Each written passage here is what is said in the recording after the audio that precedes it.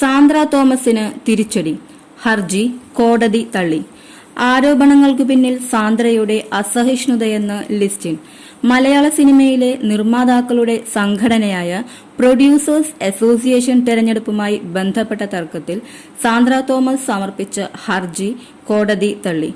ഭരണാധികാരിയുടെ നിയമനം ചോദ്യം ചെയ്തും തെരഞ്ഞെടുപ്പിൽ കോടതി മേൽനോട്ടം ആവശ്യപ്പെട്ടും തെരഞ്ഞെടുപ്പ് ഫലം പുറത്തുവിടരുതെന്നും ആവശ്യപ്പെട്ട് സാന്ദ്ര നൽകിയ ഇടക്കാല ഹർജികളാണ് എറണാകുളം സബ് കോടതി തള്ളിയത്.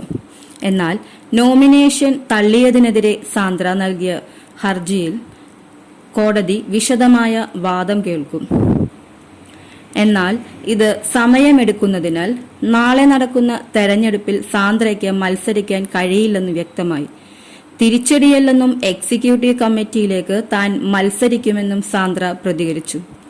ഹർജികൾ കോടതി തള്ളിയതിലൂടെ സാന്ദ്ര ഉന്നയിച്ച കാര്യങ്ങൾ വ്യാജമാണെന്ന് തെളിഞ്ഞിരിക്കുകയാണെന്ന് നിർമ്മാതാവ് ബി രാഗേഷ് പറഞ്ഞു. സംഘടനയുടെ നിയമാവലിയുമായാണ് തങ്ങൾ മുന്നോട്ടു പോയതെന്നാണ് ജി സുരേഷ് കുമാറിന്റെ പ്രതികരണം.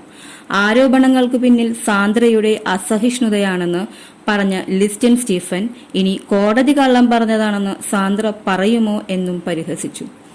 സാന്ദ്ര തോമസിന്റെ ഉടമസ്ഥതയിൽ നിലവിലുള്ള നിർമ്മാണ കമ്പനിയായ സാന്ദ്ര തോമസ് പ്രൊഡക്ഷൻസ് 2 ചിത്രങ്ങൾ മാത്രമേ നിർമ്മിച്ചിട്ടുള്ളൂ എന്നായിരുന്നു ഭരണാധികാരിയുടെ കണ്ടെത്തൽ.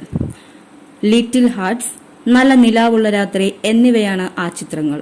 എന്നാൽ മറ്റൊരു കമ്പനിയുടെ മാനേജിംഗ് പാർട്ട്ണർ താനായിരുന്നുവെന്നും ആ ബാനറിൽ എടുത്ത ചിത്രങ്ങൾ തന്റെ പേരിലാണ് സെൻസർ ചെയ്തിരിക്കുന്നതെന്നും സാന്ദ്ര വാദിച്ചിരുന്നു.